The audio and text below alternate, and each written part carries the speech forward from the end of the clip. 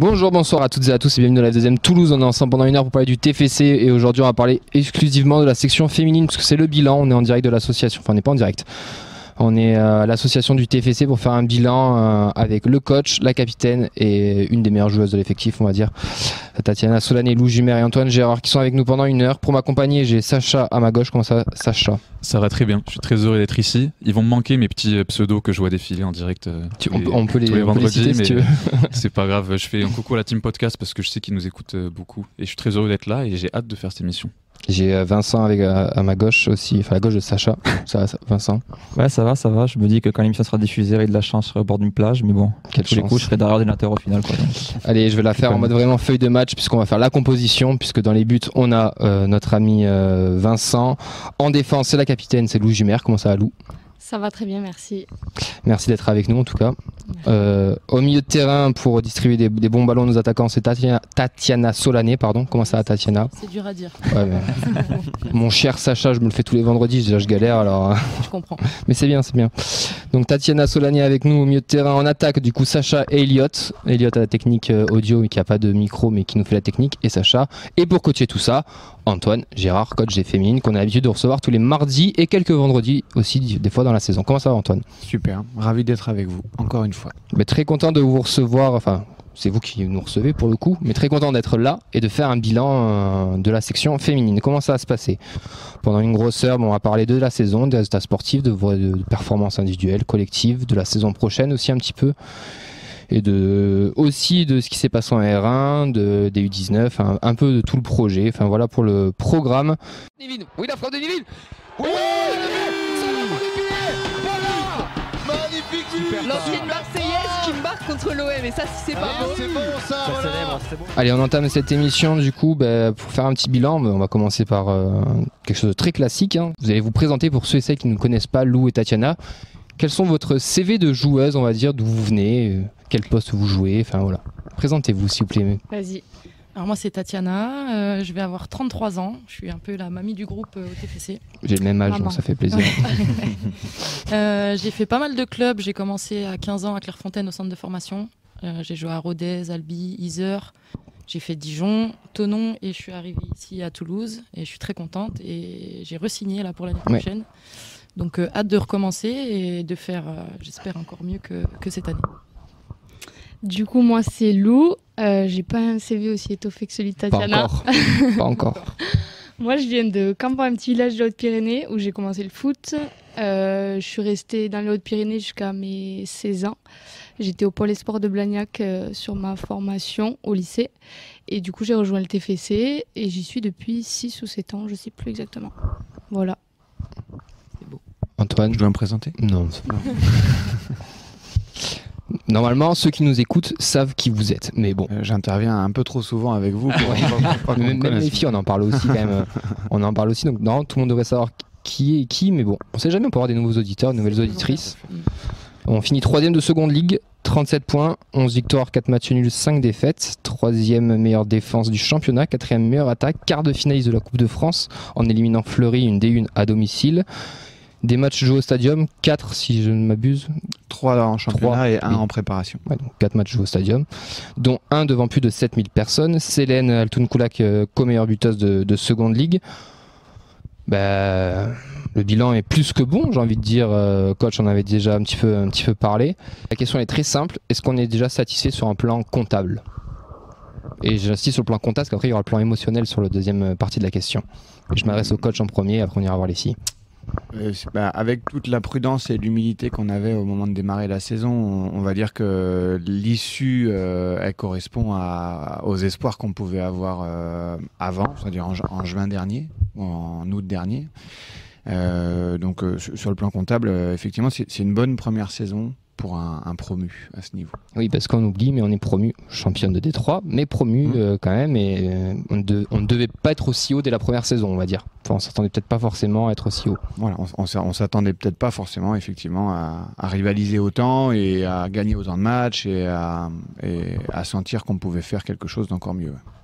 Moi, j'ai quand même envie d'avoir l'avis des joueuses parce que le coach, on le voit souvent. C'est vrai. Et c'est toujours un peu le On discours l'entend très souvent. juste, très mesuré. Oui, il faut pas prendre trop la confiance, etc. Mais je me dis que quand on est dans un vestiaire, qu'on a l'esprit de compétition, qu'on commence à enchaîner des matchs et qu'on peut peut-être viser un peu plus haut que ce qu'on avait prévu au départ, ça donne envie ça donne envie de gagner, quoi. Est-ce que comptablement, c'est ce que vous vous attendiez? Et puis, est-ce que vous êtes contente?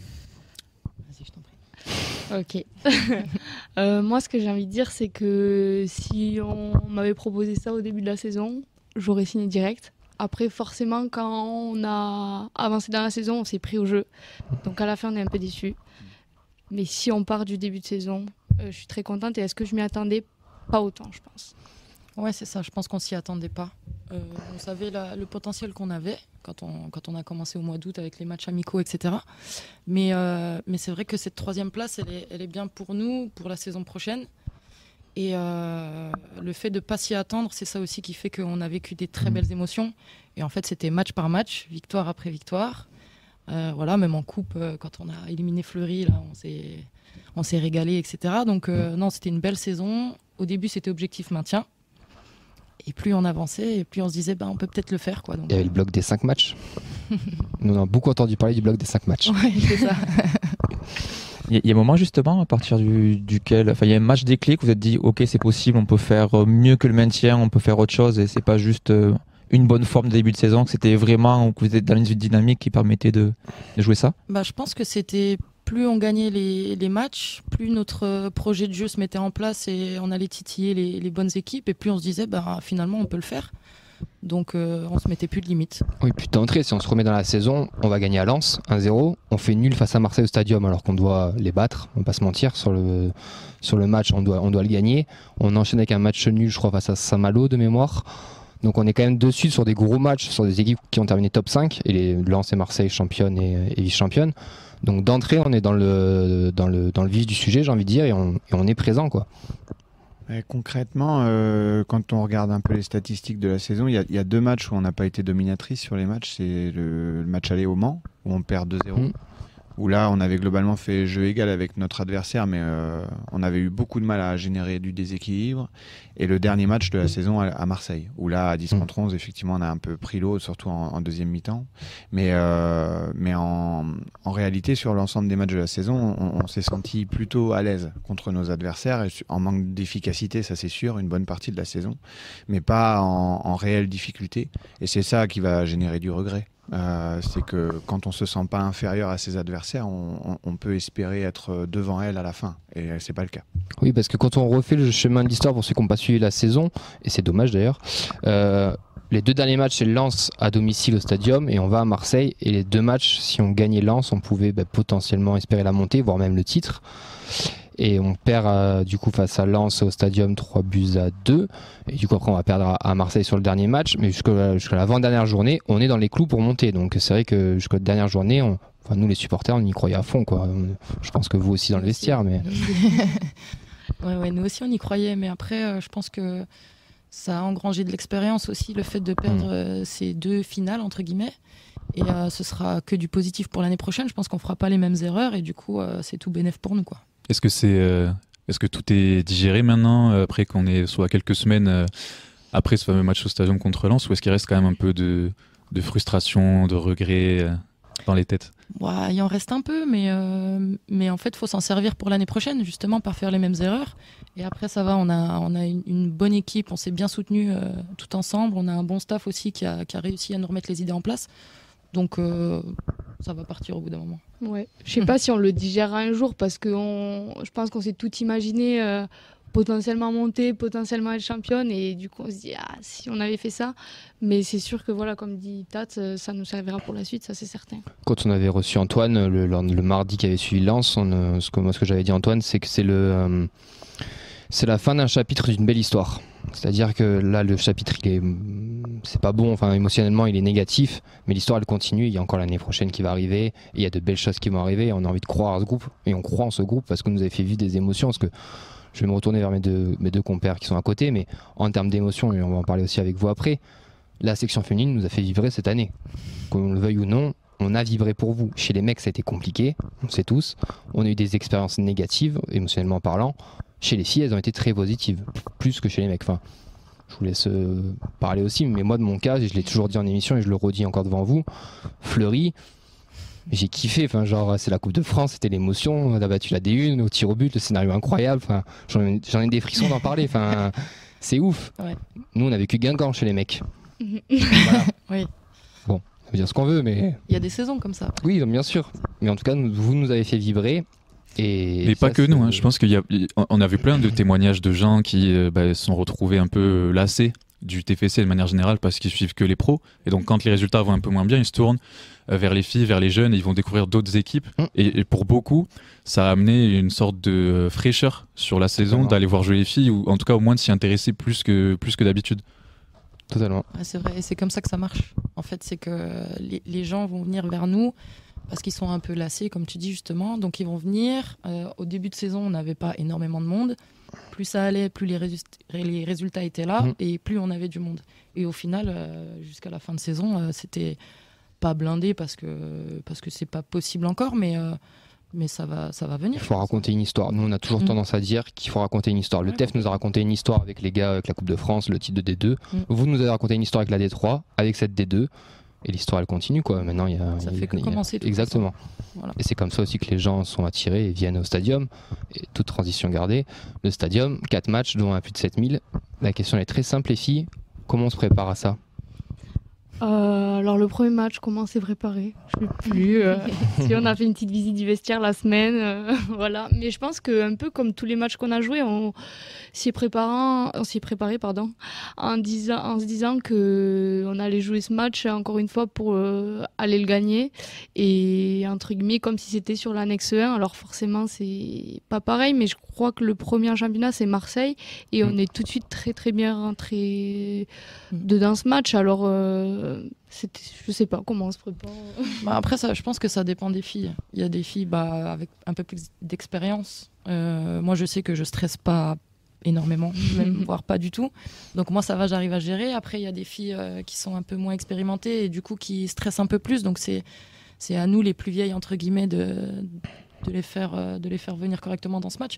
Mais en vrai on parlait toutes bien ensemble, même le staff, et il nous disait que voilà, c'était un match un peu sur l'annexe 1 comme tu disais et que c'était entre nous et c'est ce qu'il faut se dire. C'est un groupe de copines là qui va jouer un match et voilà, faut se donner à fond.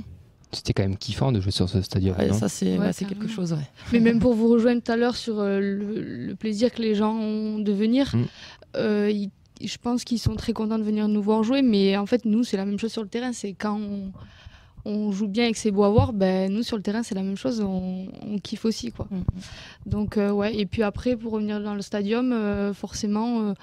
en jouant et en faisant de bonnes séquences, on se met en confiance. Puis derrière, il y a le public qui pousse un peu. Et en fait, tout ça, ça nous met en confiance. Et puis après, c'est parti, quoi. Parce que sur le dernier match, il y avait la présence du groupe aussi des IT qui étaient présents, qui sont venus. C'était génial. Ouais. Moi, j'ai adoré. J'ai connu des saisons où il y avait les ultras. À chaque fois qu'ils viennent, ça change un peu le match quand même. Et puis ça donne envie de se bouger pour eux, pour tout le monde dans le stade évidemment, mais ils chantent de la première à la 90e minute, c'est trop bien. D'ailleurs, on les remercie, s'ils nous écoutent, merci beaucoup et revenez quand vous voulez. En tout cas, oui, il faut qu'ils reviennent. Sur des matchs comme ça, c'est vrai que ça peut être. Je sais que c'est quelque chose dont ils se sont posé la question longtemps. Là, ça s'est fait sur ce week-end-là parce qu'il y avait un intérêt aussi, je pense, sportif. Sur le dernier match de la saison, mais la plupart, moi pour discuter un peu avec les gars du groupe, la plupart ont aimé le moment aussi, donc il n'y a pas de raison que ça ne revienne pas. En plus, je pense que sur la saison, si on pose la question aux filles, et moi je vais parler en tant que staff, mais il y a 3000 spectateurs de différence entre Lille au mois de décembre et Lens sur la fin. Là. On fait 3000 de moins. Mais l'expérience vécue, par le biais de la présence des Indians, je pense qu'émotionnellement, elle est plus importante contre Lens. Et c'est juste l'énergie que renvoie la tribune qui est différente, parce que on a, en plus de tous ces gens qui découvrent le football féminin, des gens qui viennent là pour chanter pour leur club, et ça change énormément de choses. Donc on espère effectivement qu'ils trouveront du sens à venir dans le futur. Le message est passé là. Il est enregistré, il n'y a plus qu'à attendre. Super. On fera un petit montage, on l'enverra. Ils ont l'âge dimanche en plus, donc. Messieurs, un petit mot sur le plan émotionnel, sur le match du stadium. nous déjà, on va vous remercier parce que c'est nos premiers matchs en commentaire au stadium officiel. On commente au Danube, mais il y en a qui sont déjà venus nous voir. Tatiana, on t'a déjà vu. Ouais, j'aime bien. Et là, on était au stadium donc 3 fois du coup, parce que le match de prépa, on n'y était pas. Et déjà, rien que pour nous, c'est une expérience incroyable. Enfin, en tribune presse, waouh. C'est pas pareil. Ah, c'est C'est ouf. top. Ouais. C'est ouf. Alors oui, il y a ce truc de dire que on participe à l'engouement, de se dire que c'est notre club de cœur et on arrive à débloquer ce palier-là, mais c'est comme tu disais, c'est grâce à tout ce qui se passe autour de cette section-là. Mais sur vraiment le plan émotionnel, c'est exactement ce que tu as dit tout à l'heure et ce que j'ai essayé d'expliquer sur le fait que les gens, quand ils sont en manque d'émotion, ils vont plus avoir tendance à se tourner vers les équipes qui gagnent. C'est le foot, ça marche comme ça. Il se trouve que les filles, elles gagnent, elles ont mérité de gagner, donc ça a débloqué des choses. Et bon, je pense qu'elles le diront mieux que nous, mais le vrai palier, c'est ces matchs au stadium et c'est la Coupe de France. Et le match qu'on a vécu contre Fleury, je pense que c'est genre le pinacle émotionnel de ce que nous on a vécu cette saison. Ouais. Tu concurrences Mehdi dans les mots à la con. J'embrasse. C'est pas pour toi, Vincent, mais. Oui, non, mais forcément, déjà la Coupe de France, c'est le match, de manière générale, c'est une coupe qui procure des émotions. Alors là, ça fait un petit moment qu'on n'avait pas aussi connu ça, d'être dans la peau du petit, et en plus de réussir l'exploit avec le scénario, forcément, c'est des. Moi, personnellement, c'est le souvenir que je garderai de cette saison-là, des féminines, même du TEF en général. Je sais pas, vous, quel match, quel souvenir vous avez précis en tête si on parle de cette saison-là? Ouais, ça en fait partie.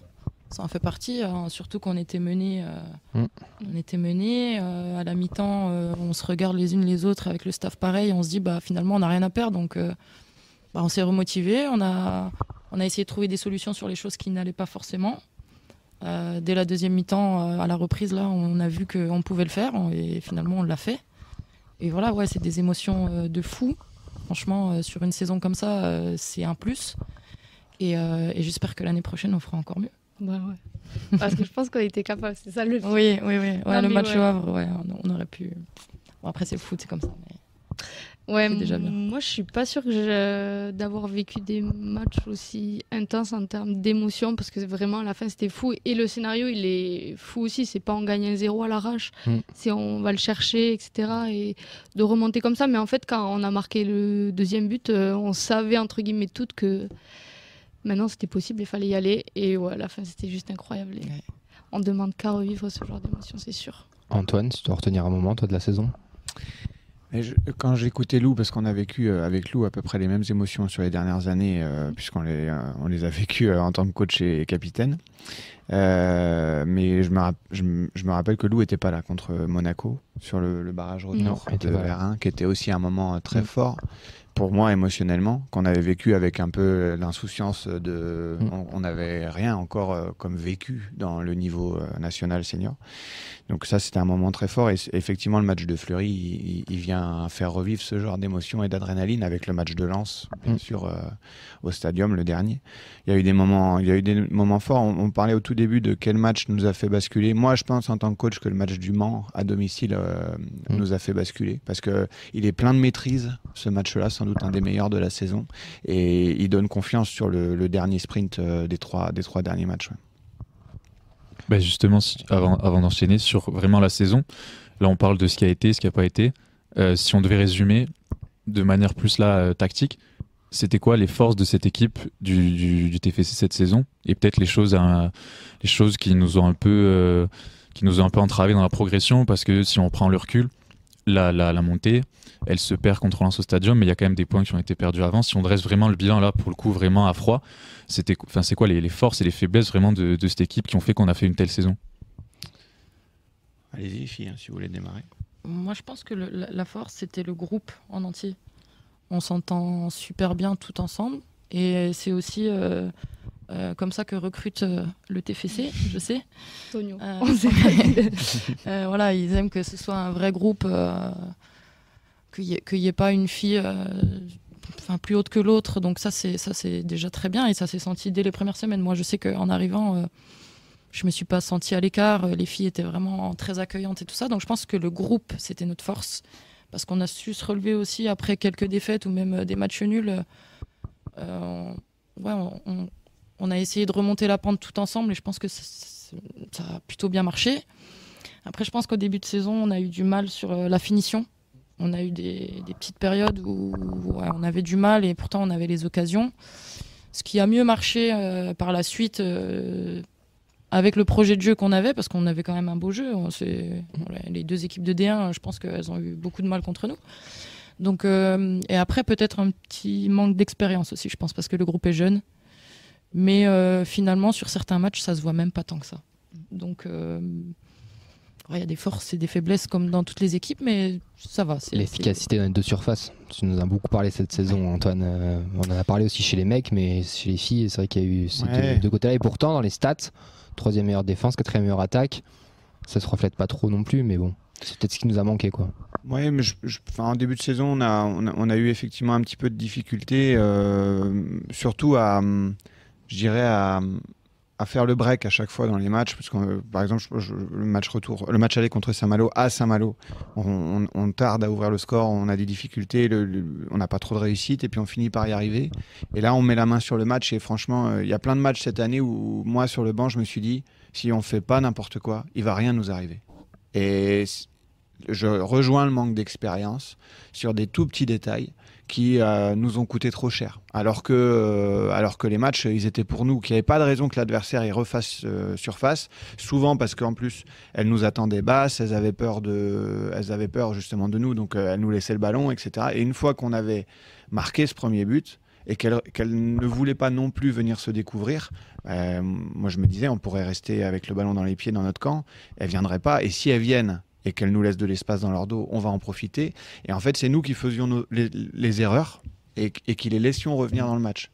Et ça, je pense que ça reste un élément très important qu'on doit réussir à corriger. Et sur le point fort, parce qu'on parlait du point fort au tout début, c'est un détail qui paraît futile dans le foot, mais on est l'équipe qui, sur la saison, a couru le plus à haute intensité de toute la seconde ligue pour attaquer et pour défendre.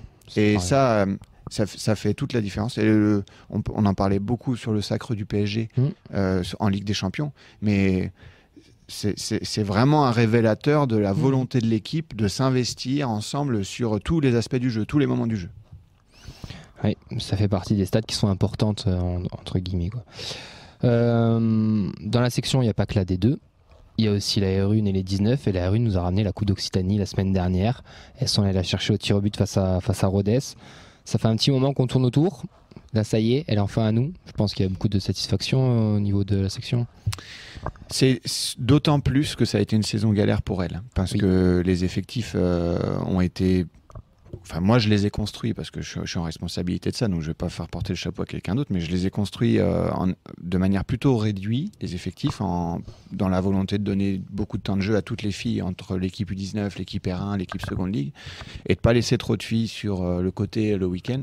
Mais ça nous a joué des tours parce qu'elles ont été parfois jouer des matchs à 9 en R1, en championnat, et elles ont galéré. Et elles ont été marquées par certains rendez-vous dans l'année où émotionnellement, il a fallu jouer à 8 ou à 9 contre les équipes adverses. Vraie question, parce qu'on s'est posé la question la dernière fois entre nous. Quand tu arrives à 9, t'as le droit de jouer à 9 ? On peut jouer à 9. Dans la loi, tu as le droit. Parce que nous, on pensait que tu pouvais jouer à 9 après exclusion, mais que tu devais quand même arriver à 11. Non, c'est 8 la limite. C'est 8, ok, comme les... Ouais. Bon, merci pour le Donc elles pouvaient le faire. Donc elles ont vécu des galères et des galères. Et c'est vrai que sur la fin de saison, plus on sentait les objectifs se rapprocher, plus on s'est dit on va essayer de construire et de faire en sorte qu'elles aient une équipe pour aller au bout de cette Coupe Occitanie. Donc il y avait des joueuses qui avaient joué un peu avec nous, qui ont joué un peu moins pour pouvoir se concentrer sur la finale de Coupe. Et puis chance ou pas chance, mais Pauline, qui a pris une exclusion. Prend une exclusion. La R1 joue très vite 2 matchs derrière. Et donc elle purge avec la R1, mais elle l'avait toujours pas purgé avec la Seconde Ligue, donc elle n'a pas pu jouer les 2 derniers. Mais par contre, avec la R1, elle était prête à y aller et elle l'a fait avec grand plaisir pour aller les aider. Donc c'est une vraie satisfaction qu'elles vivent ces émotions-là après une année un peu galère. Ouais, puis ça reste un trophée. Un trophée, pareil, comme on parlait d'histoire tout à l'heure, quand on raconte une histoire, ça fait partie aussi de ça, les trophées. Donc, ouais, et puis elles le méritent sur toute l'année, là, comme Antoine disait, elles ont galéré et je pense que c'est aussi une récompense pour elles du coup. Et elles ont bien galéré, donc c'est amplement mérité, je pense. Ouais, parce qu'en plus ça termine 2e du groupe de R1 derrière Montpellier SPTT. Elles ont la meilleure attaque aussi, 3e défense. Donc elles font quand même pas une saison, désolé du terme, mais dégueulasse entre guillemets, elles font une bonne saison. Mais cette Coupe d'Occitanie quand même vient mettre le petit bonbon, on va dire, sympa de fin de saison, quoi. Ouais, tout à fait. Par rapport à tout ça, par rapport à l'année prochaine, est-ce que du coup on va continuer sur des effectifs restreints ou alors on va faire en sorte d'être un peu plus nombreuses? J'essaye, quand je fais des erreurs, parce qu'il m'arrive d'en faire. On en fait tous. J'essaye de ne pas faire la même plusieurs fois. Donc non, la volonté, c'est de constituer des effectifs un peu plus importants, mais je veux pas passer d'un extrême à l'autre non plus. Oui, la bien volonté, sûr. c'est surtout pas que, encore une fois, on entame de la masse dans les effectifs et que tous les week-ends, il y ait 5 joueuses, 6 joueuses, 7 joueuses qui n'ont pas d'équipe de compète et qui attendent leur tour, même si on est au TFC. Je pense qu'il faut favoriser le fait d'être sur le terrain et que la joueuse, elle trouve du sens à être aussi au TFC, pas juste pour porter le maillot, mais aussi pour le défendre sur le terrain. Par rapport à tout ça, le projet de centre de formation, ça en est où? Est-ce que c'est toujours dans les cahiers, j'ai envie de dire, ou pas? Oui, normalement l'autorisation pour les clubs de seconde ligue d'avoir leur centre de formation va être actée de manière définitive. Ouais. Et nous, il faut que dans la structuration, on franchisse plusieurs paliers qu'on remplit pas encore aujourd'hui. C'est la prise en charge des jeunes filles 7 jours sur 7 avec un internat, parce que là pour l'instant elles ont l'internat du lycée, mais il faut aussi qu'on puisse les prendre en charge dans de bonnes conditions le week-end. Donc on avance de ce point de vue avec le CREPS d'Occitanie qui va nous aider, et ça c'est super. Il y aura un deuxième élément important sur le plan budgétaire, c'est l'internalisation de tous les soins, chose qu'on fait avec la seconde ligue de plus en plus chaque année, mais qu'on ne fait pas vraiment encore avec les U19 qui se déplacent sur des cabinets de kiné proches, mais qui se déplacent pour l'instant. Donc internaliser les soins, c'est aussi un impact budgétaire important. Puis Lou maintenant en plus. Pas encore. Bientôt. Bah, on mise dessus, mais elle va nous coûter cher. En kinésithérapie, il ne faut pas croire. Et puis voilà. Et puis le dernier point, c'est le développement de la ressource humaine, parce que le cahier des charges des centres de formation féminins demande une certaine qualification pour les entraîneurs qui les encadrent, et ça coûte aussi de l'argent. Donc voilà, on va essayer de franchir une des 3 barrières dès cet été, la prise en charge des joueuses 7 jours sur 7, et on va voir si on peut franchir les 2 autres sous 1 an ou sous 2 ans. Donc ça avance petit à petit, quoi. Exactement. Bon, bah, c'est top. Exactement. C'est top tout ça. En termes de staff, est-ce que ça reste les mêmes staffs ou pas? Alors, il y a un petit peu de mouvement. Les mouvements actés, c'est la bascule de Jérémy Sylvestre, qui était adjoint sur la seconde ligue, qui va passer à éducateur principal des U19. Il rentre au DES l'année prochaine, le diplôme. Donc il va prendre la responsabilité d'une équipe, et on va faire un changement d'analyste vidéo, puisque Paul-Alexandre Cachard va sortir de la structure, et c'est Marine Genet, qui était joueuse avec nous, qui part sur la structure de Montauban en D3, et qui va être analyste vidéo avec nous et joueuse à Montauban. Ok, voilà. Donc elle reste quand même dans le club. Elle reste dans la structure, dans le staff. D'accord. Faudra pas qu'on rencontre Montauban. Elle va signer plusieurs chartes de confidentialité. Par rapport aux 19 aussi, on n'en a pas parlé, mais elles ont fait aussi une belle saison, parce qu'elles n'étaient pas loin d'accéder à la phase élite. Elles sont en phase excellence. Tu nous avais dit en décembre, elles n'ont pas le droit de perdre, elles doivent tout gagner. Elles ont fini 2e derrière Bordeaux. Elles n'ont pas perdu un match, elles ont fait des matchs nuls. Mais elles ont perdu contre Bordeaux. Elles ont perdu contre Bordeaux, oui, pardon, c'est vrai, excuse-moi. Mais c'est le genre de truc qu'on oublie en tant que supporter. On zappe. Non, les U19 sont une catégorie qui a été une victime collatérale de la gestion d'effectifs aussi, parce que il y avait une année d'âge qu'on ne pouvait pas faire basculer sur l'équipe réserve, c'était les U16 qui réglementairement n'ont pas le droit de jouer avec l'équipe réserve. Donc en fait ça nous a amené à jouer très très jeunes en U19, puisqu'il fallait faire jouer toutes les U16 et peut-être les plus âgés les faire basculer avec la R1. Donc jouer très jeune en U19 sur une équipe qui propose 4 années d'âge potentiel, c'est tout de suite assez impactant sur le rapport de force, parce que quand on nous propose des U18 ou des U19 en majorité en face de nous, avec nos U16 forcément c'est compliqué. Voilà, dans le chemin de progression, elles sont pas prêtes encore à répondre aux exigences. Voilà. Donc c'est super qu'elles aient fait cette 2e phase, parce que très vite ça nous a rassurés sur l'issue du maintien, et on était sûr de pouvoir leur reproposer ce niveau de compétition l'an prochain. Monsieur, est-ce que vous avez des questions? Parce que plus par rapport aux joueuses, puisque Tatiana, tout à l'heure, tu as dit que par rapport à la R1 qui a mérité, tu as parlé aussi du fait que toutes les joueuses s'attendaient dans le groupe de D2, mais est-ce qu'il y a ces passerelles justement avec toutes les toutes les équipes, où vous arrivez à échanger, à vous voir, à vous soutenir mutuellement ou pas? Avec la R1, oui. Plus Mais qu'avec justement, le 19. Pour la finale, on a vu qu'il y avait quelques joueuses Ouais, on y qui ont été, était, ouais. etc. Donc c'est pour ça que je me pose la question. Ouais, il y avait quelques joueuses. C'est aussi parce qu'on était en vacances et que du coup, vers là-bas, il faisait beau, il y a la mer et tout ça. Donc c'était un plus. Mais c'est vrai que je pense que ça leur a fait plaisir. Nous aussi, ça nous a fait plaisir d'y aller parce que elles viennent à chaque fois qu'elles peuvent, etc. Sur toute la saison. Je pense que c'était aussi la moindre des choses si on pouvait y aller, d'y aller. Et voilà, qu'elle méritait aussi notre soutien. On a essayé de donner de la voix dans les tribunes, on était derrière elle, etc. Donc je pense que ça leur a fait plaisir. Après, sur les U19, on a un peu plus de mal parce que je crois qu'elles jouent quand on joue vers 11h. Donc on a tout ce qui est préparation de match, etc. Donc moi, je connais pas trop les U19. Donc la passerelle avec les U19, je pense qu'elle est un peu plus en difficulté. Mais avec la R1, ouais, on connaît pas mal de filles. Des filles qui montent avec nous pour les entraînements. Donc ça, c'est bien aussi pour le club et pour les filles de connaître un peu tout le monde aussi. Je pense que c'est super important. Puis il y en a certaines qui pointent le bout de leur nez. Je pense à Mimi Biromien qui a fait pas mal d'apparitions avec la D2, qui a signé aussi, qui a prolongé aussi. Il y en a d'autres qui sont prévus dans ce cheminement ou pas encore, c'est trop jeune? Non, il y a 3 U18, U17 qui vont faire la préparation avec nous. Mayra Ferreira Bento, qui est 2009 et international U16. Ludivine Bardet, qui vient de faire l'Euro U17 avec l'équipe de France. Et puis Juliette Starr, qui est une jeune fille qui a connu une saison blanche à cause d'une rupture des ligaments croisés en fin de saison dernière. Et qui était déjà, moi je m'étais déjà projeté pour qu'elle fasse la prépa avec nous cette année. Donc on va essayer de la remettre avec nous, même si physiquement elle a encore normalement un peu de temps avant d'atteindre son meilleur niveau. Mais on va essayer de gagner du temps avec elle pour essayer de la faire revenir sur les terrains le plus vite possible. En parlant un peu mercato entre guillemets, on a eu l'annonce de Nivine aussi qui nous quittait. Donc Nivine, Marine en a parlé tout à l'heure, qui part à Montauban mais qui reste quand même dans le staff. Nivine qui s'en va. On a d'autres départs ou pour le moment c'est tout? De ce qui a été annoncé sur les réseaux sociaux, on a Nivine qui s'en va et qui souhaite même basculer sur une autre pratique puisque elle souhaite normalement se mettre dans l'athlétisme. D'accord. Voilà. Elle en faisait avant de faire du foot et elle a envie de reprendre après.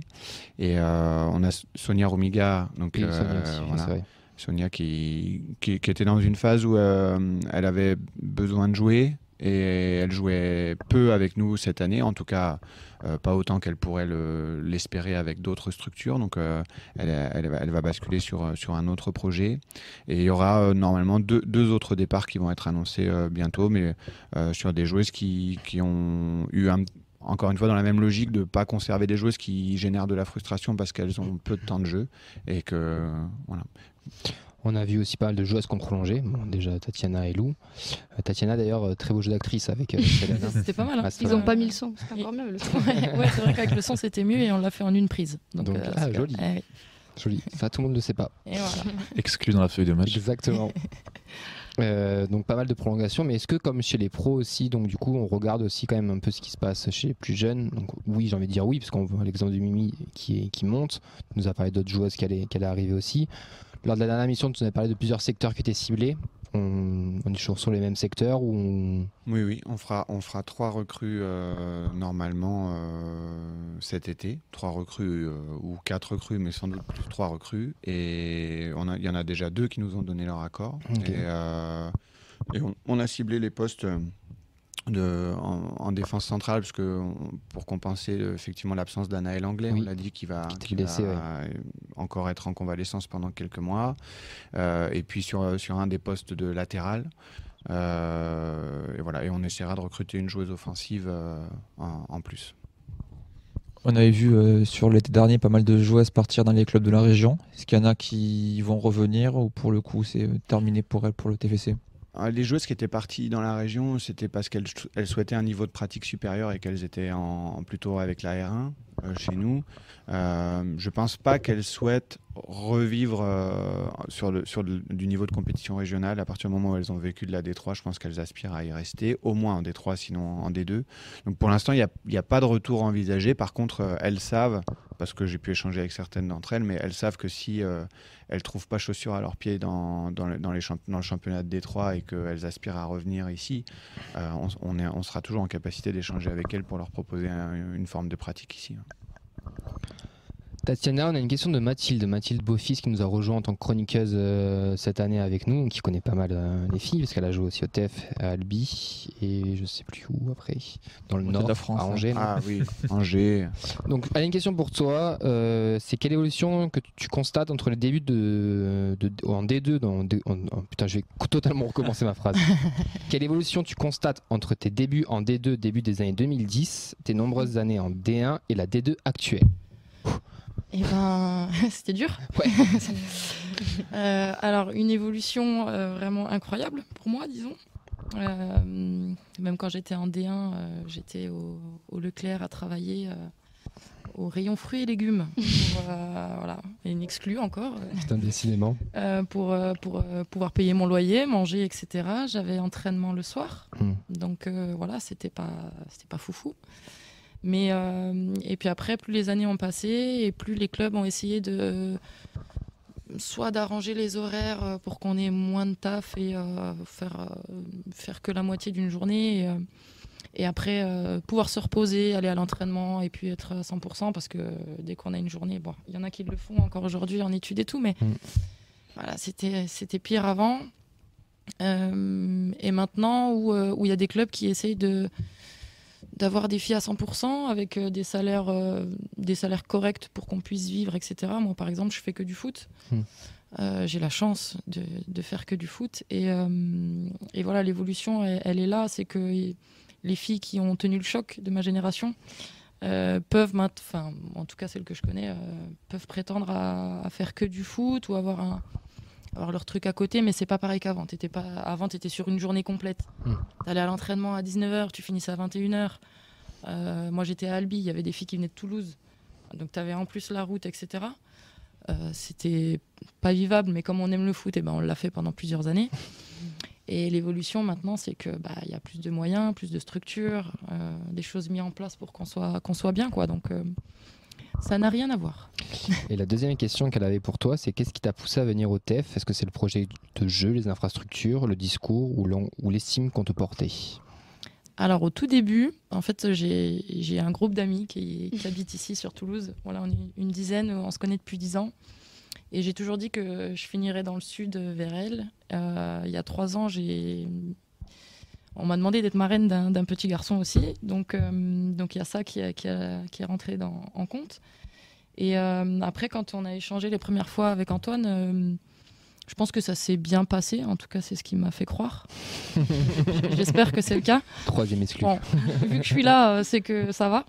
Mais non, on a échangé. Voilà, je lui ai dit que moi, j'étais là pour pouvoir jouer en D2, que le TEF m'intéressait, que j'étais vraiment intéressée pour le coup à venir ici. Donc, je pense qu'il a aimé aussi que je dise ça. Et puis voilà, je pense qu'il me connaissait des saisons d'avant sur mes autres clubs, mais c'était une volonté de venir ici. Ouais. J'ai toujours dit que je finirais dans le sud. Nous, de l'extérieur, en tout cas, de ce qu'on peut voir du football féminin, on a l'impression que le club met tout en ordre pour que la section féminine soit le mieux possible et qu'on fasse évoluer, on va dire, la section féminine. Est-ce que vous, en tant que joueuse, vous avez ce ressenti-là, pardon?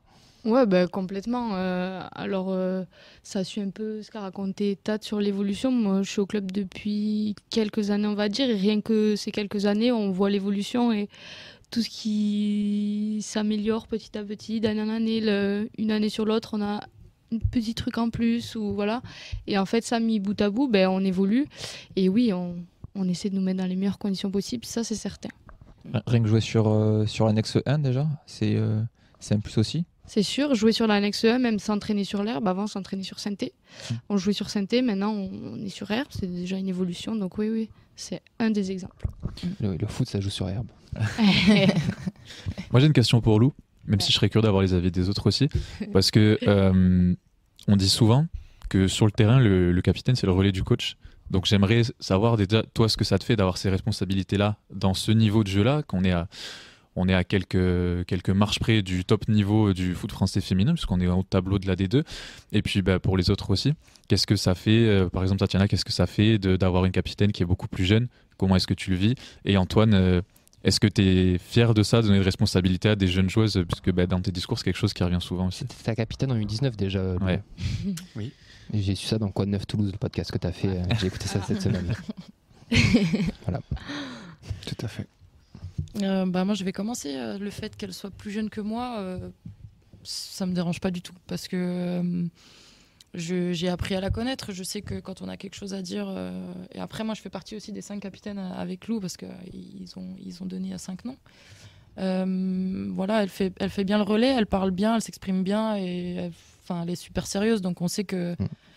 Voilà, ce qu'on va lui dire, ça va remonter correctement et je pense que c'est une bonne capitaine pour le coup. Même le fait qu'elle soit jeune, ça change rien. C'est dans la tête quoi. Après, Ça reste un schéma un peu inhabituel complètement. dans le foot d'avoir.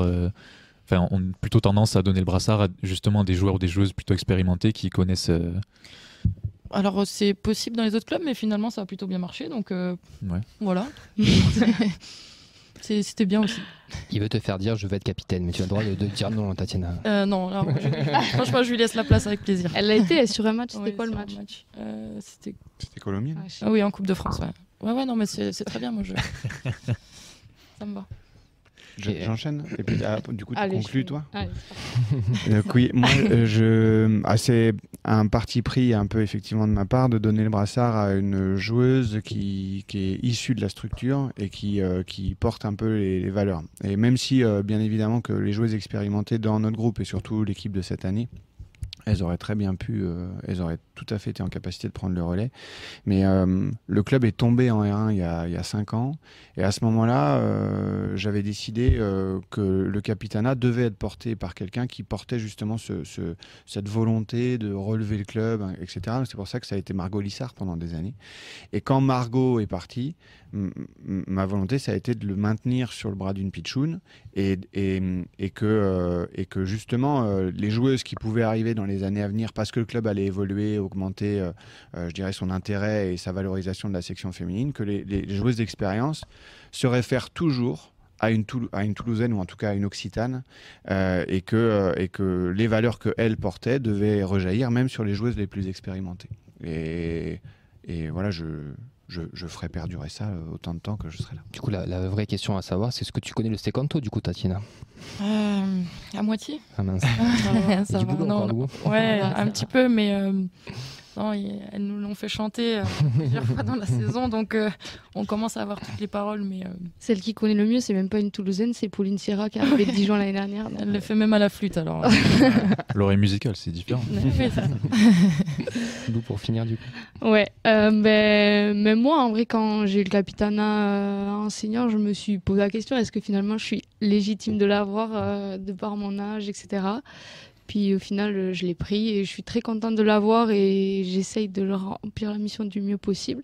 Et puis comme m'a dit Tat aussi, je sais que je suis pas toute seule. Alors c'est moi qui ai le brassard autour du bras lors des matchs, mais en fait derrière, il y a 4 autres qui sont désignées aussi dans le capitanat. Mais il peut y en avoir des filles supplémentaires aussi qui font les relais. Et ça, c'est un soutien. Et voilà, je sais que je suis pas toute seule à faire les Tu relais. le portes très bien, On va faire t'inquiète le pas. mauvais rôle. Ça va alors. Les cinq, c'est Célène Altoun-Koulak, Roma Grinfant, on a 5, oui, et Alexandra Tamaniuk. Voilà. Un peu le conseil des sages. De tout âge. Quand même un petit mot sur le fait que vous ayez re-signé. Vous n'êtes pas les seuls, mais qu'est-ce qui a motivé ce choix? On se doute bien qu'avec la saison qu'on vient de vivre, il y a eu des belles émotions et un beau projet qui s'est glissé là, mais il y a quand même une bonne portion des joueuses qui étaient là, qui vont repartir pour l'aventure la saison prochaine. Est-ce que c'était naturel pour vous? Moi, je crois que tu l'as dit, en vrai, quand on vient de vivre une saison comme ça et qu'on nous repropose de signer, on réfléchit pas. Bon, à part si on a des opportunités de fou, mais bon, ça n'a pas été le cas. Non, voilà, donc oui, et forcément, on se projette aussi sur la suite et qu'est-ce qu'il peut y avoir derrière. Et ça donne forcément envie de poursuivre. Et puis moi, il me reste mes études encore, donc de toute façon, je suis un peu bloquée. Non, ouais, après, c'était le fait d'avoir fait une belle saison, le groupe. Le fait aussi qu'on sache que les filles ne veulent pas forcément partir, ça te donne aussi envie de rester. Donc pour moi c'était naturel, je pense que pour toi aussi évidemment, mais pour moi c'était naturel et je suis très contente de ça du coup. Du coup, la question qui va suivre est très simple, c'est quoi les objectifs l'année prochaine? C'est la montée? On se cache encore derrière les blocs de 5 matchs pendant une saison? Bon, on va jouer les matchs les uns après les autres. Ah. Non, je rigole. Non, en vrai, quand on vient de faire une saison comme ça et On va avoir que... une étiquette l'année prochaine en fait. Oui, c'est sûr. Et puis, on se dit que chaque année, on doit faire mieux. Donc, on a fait 3e. Si on fait mieux, c'est premier ou deuxième. Et premier ou deuxième, c'est synonyme de montée. Donc, on va aller jouer la montée. Je sais pas. Ouais, je pense que José, là, il l'a dit. Enfin, moi, je sais qu'en tout cas, il me l'a dit. Il m'a dit l'année prochaine, la montée. J'ai dit oui, président. Si vous voulez. Coach. Les deux présidents se sont prononcés là-dessus. Hein. Ouais. José Da Silva en off et puis Damien Comolli sur sa conférence de presse de fin de saison. Donc oui, C'est obligé. il y a absolument, quand on est ambitieuse comme on l'est nous, et avec la volonté de à chaque fois faire mieux chaque année, ben il y a pas autre chose que le fait de vouloir jouer le plus haut possible l'an prochain. Quand Donc on a vu ce qui s'est passé, on a envie d'être plus haut là aussi. Cet engouement Oui, qui oui. se crée, ces matchs au stadium, enfin tout ça, on a envie d'aller chercher plus haut.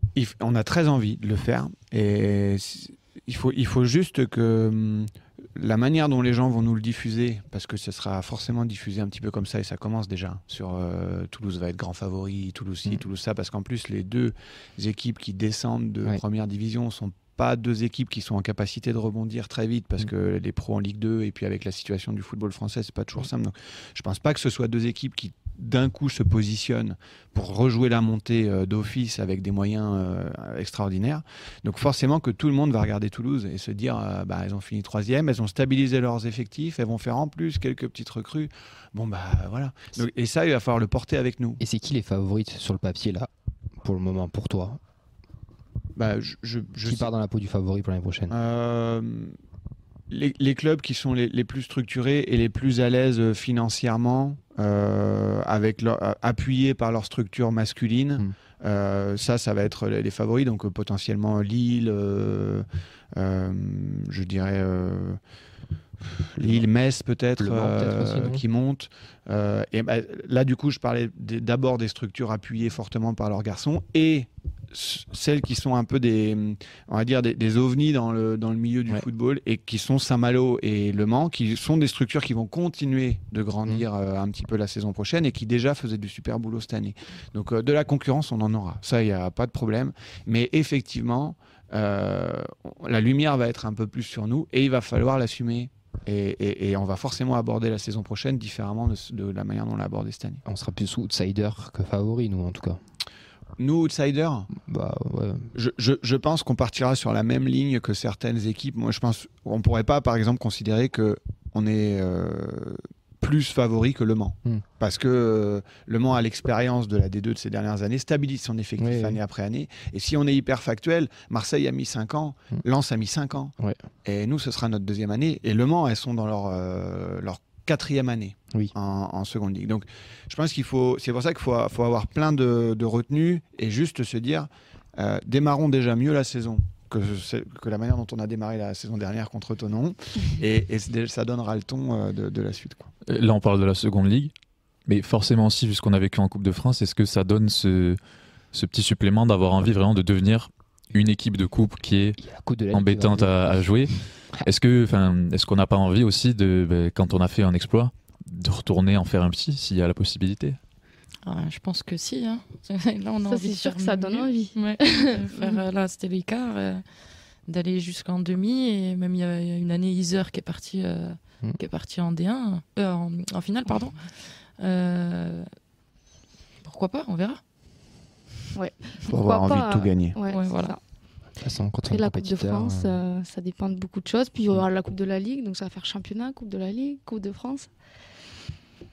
C'est bien, du coup, non? Oui, c'est bien. ça va être fatigant, mais non, mais ça va être bien, oui. Mais après, voilà, je pense que l'objectif principal, même si la Coupe de France et la Coupe de la Ligue, c'est très bien, mais je pense que l'objectif principal, comme j'ai dit, c'est d'essayer de faire mieux que l'année dernière et du coup de finir dans les 2 premières. Après, on verra. Oui, ça reste du foot, de toute façon. Pas de vin, malheureusement. Je veux dire ce que j'ai dit tout à l'heure. Elliot, mets-nous une musique triste. Coach, il y a 1 an, on était venu pour voir le soulevé du trophée de la D3. Est-ce que dans 1 an, on prend rendez-vous pour soulever le trophée de la D2? Bien sûr. J'avais promis qu'on retournerait l'émission. Non, si on montait, on l'a pas fait. Donc il va bien falloir qu'on le fasse un jour. Et puis avec grand plaisir du coup. Ouais, ouais. On a encore envie de venir. On vous attend en studio. Si on peut faire ça, ce sera génial. Retourne l'émission, je parle. Bien sûr.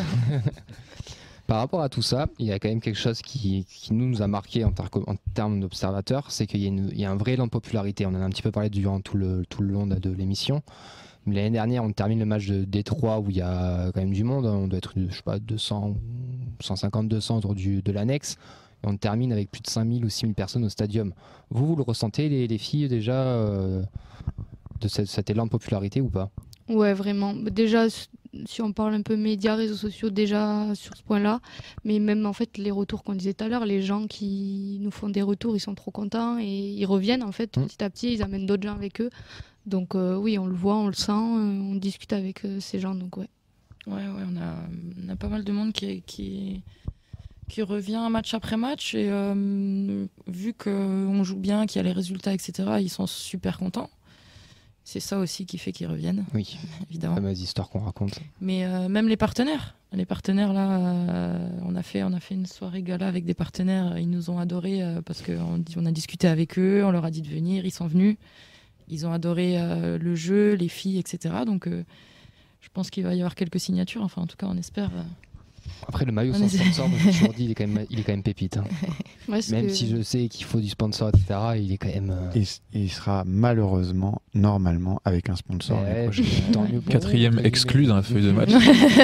Voilà. Mais celui-là, il est quand même exceptionnel, moi, je trouve. Non, mais ouais. Après, l'engouement, il vient avec les résultats, avec nous aussi, parce que je pense qu'on est les premières actrices dans les soirées qu'on fait, et on a la chance d'être invité aussi par le club dans ces soirées-là. Voilà, José fait aussi un gros travail sur ça. Et voilà, plus ça ira, en espérant que l'année prochaine, on fasse aussi bien et du coup mieux. Et voilà, il y aura plus de monde à chaque fois, quoi. On a, je pense que vous le connaissez, on a Esprit Violette qui s'est monté, c'est un compte Twitter donc d'Orient, qui vous suit tous les week-ends, qui fait les déplacements. Il va partout, et quand je dis il va partout, c'est qu'il va pas à Albi, il va à Metz, il va à Montpellier, il va à Amiens, enfin, il vous a suivi un peu partout. Je sais que vous l'avez déjà repéré, vous l'avez déjà vu au bord des terrains. Est-ce que vous avez un petit message à lui faire passer? Parce que je sais qu'il sera le premier à écouter l'émission et qui sera... Ben oui, il y a un petit groupe qui nous suit, notamment quand on va dans le nord ou un peu plus loin, qui sont là, donc il doit peut-être être avec eux. Oui. Voilà. Non, mais en tout cas, les remercier aussi à tous et surtout de poursuivre et d'amener encore plus de gens avec lui s'il y arrive. Hein. Ouais, non, quand on les voit, c'est trop bien, même à la fin des matchs, quand on gagne, quand on va faire des photos avec eux, qu'on chante avec eux, parce qu'eux aussi ils chantent. C'est un boost pour nous. En fait, on a envie de mouiller le maillot et pour le club, et pour nous, et pour eux.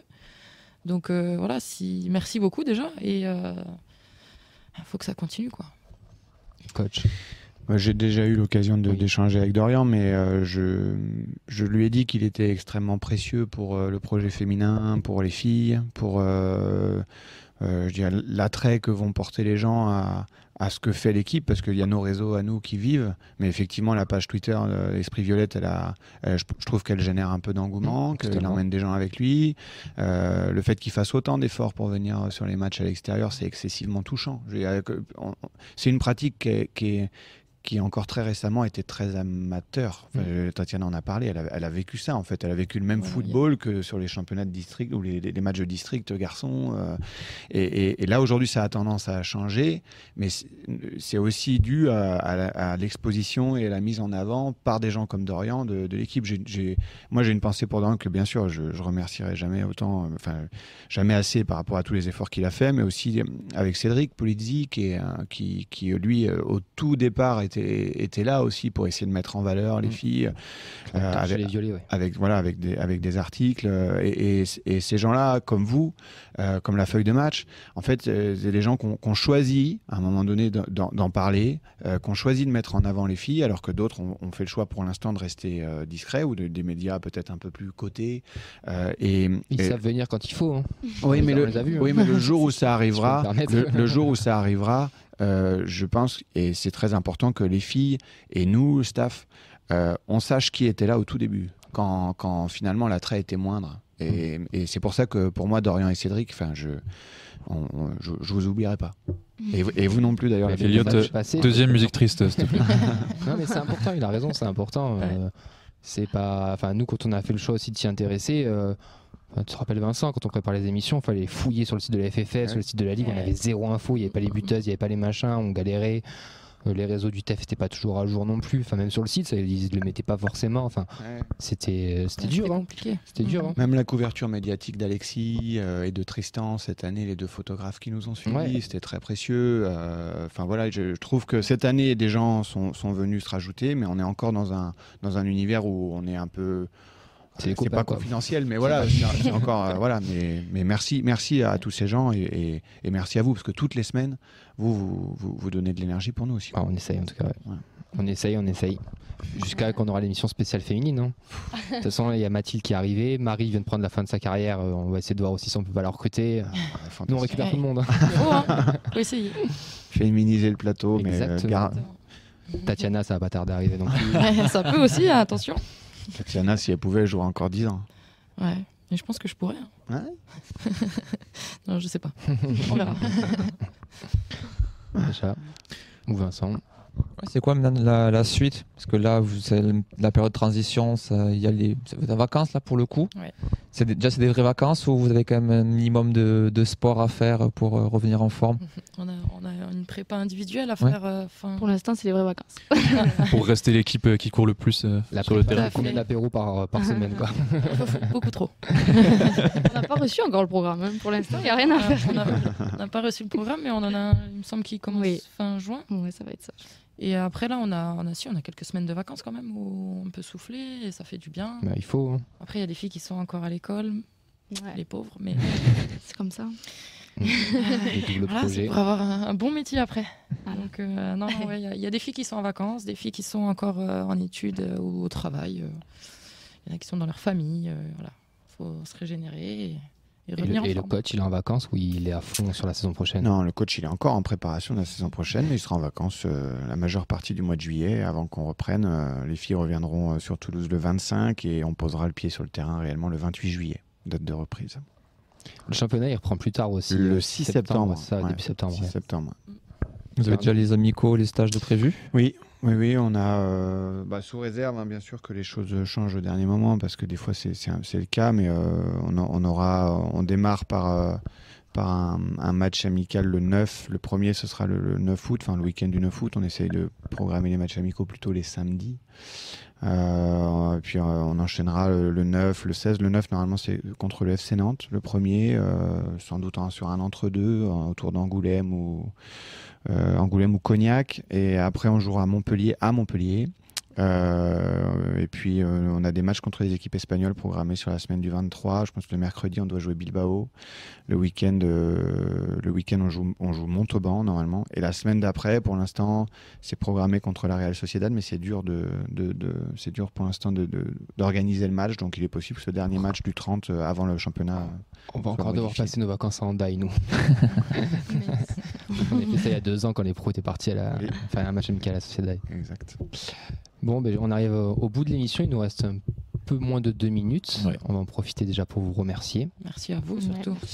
Parce que c'était une belle émission, une belle heure avec vous trois. Bon, coach, on a l'habitude de vous avoir, mais ça fait plaisir aussi d'avoir les joueuses aussi un petit peu. C'est gentil, non? C'était vraiment, avec nous. Cool. J'ai même pas vu leur passer. Tant mieux. Donc on pourrait continuer. Qu'est-ce qu'on vous souhaite pour l'année prochaine? Encore mieux que cette année. Encore mieux que cette année. Mieux que cette année et encore plus d'émotions. Ouais. Que du positif. Ouais, voilà. Positif, voilà. Ça, c'est très bien. De bonnes vacances, bien se reposer, bien recharger. Exactement. Et on va chercher la montée l'année prochaine tous ensemble et on fera l'émission avec le trophée apparemment. Et puis retourner l'émission. Ouais. Croise de très chaud. Allez, pareil. Super. Messieurs, merci. Merci. Vous avez une dernière volonté? Volonté, ah ouais. Ouais, si on peut le faire, du coup, l'émission pour la tourner ici, ça nous arrangerait pour l'histoire de caution matérielle. Voilà. Ça peut je suis d'accord avec ça. Moi. Oui, on a quand même quelques éléments à vous retourner. Il y a un petit budget. Ça coûte rien, mais il y a de quoi faire. Si on monte, vous irez voir José. Merci Eliott aussi à la technique. Merci beaucoup. Sacha. Merci tout le monde. Tatiana, Merci Vivi et beaucoup. Antoine pour cette un émission plaisir. bilan. Nous, ça sera notre dernière émission aussi. On est en vacances. Ah, Eh bah, oui, bonnes bonnes vacances alors, vacances. profitez Au bien. revoir. Vous avez Profitez bien. Plus tard, ça sera les vacances. L'émission de reprise se fera sûrement à la piscine chez Fred. Ouais, ou la piscine chez Ou Nathan. chez Nathan. Oh, Voilà, la- piscine. Oui, il y aura La piscine quelque oui. part. C'est pas La mal. première, c'est piscine. Ouais, bah, je veux bien être invité moi. Ça. Que les micros et nous saccagent l'émission. Mais on devrait faire l'émission piscine en tout cas. Et puis voilà. Merci beaucoup. Merci Bonnes à vous. vacances. Merci à Profitez vous. bien. À la Merci. semaine prochaine. Et bonnes vacances aussi à tout le monde, à ceux qui nous écoutent. Restez connectés. On revient vite aussi. Ciao, ciao. Ciao. Salut.